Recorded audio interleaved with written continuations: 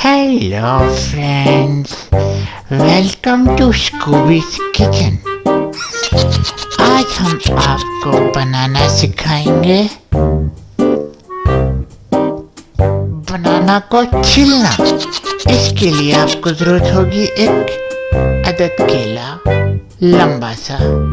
जितना लंबा होगा उतना आसानी से आप पकड़ सकते हैं इसको, वरना पकड़ना थोड़ा सा मुश्किल होगा।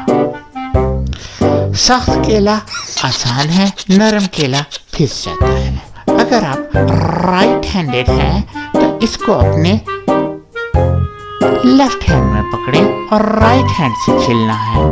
अगर आप लेफ्ट हैंडेड हैं तो इसको अपने राइट हैंड में पकड़ें और लेफ्ट हैंड से छीलना है।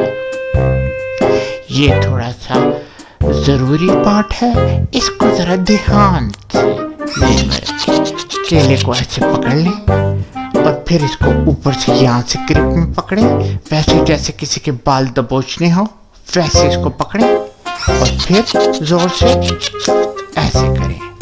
ऐसे करके इसको नीचे करें, फिर यहाँ से नीचे करें।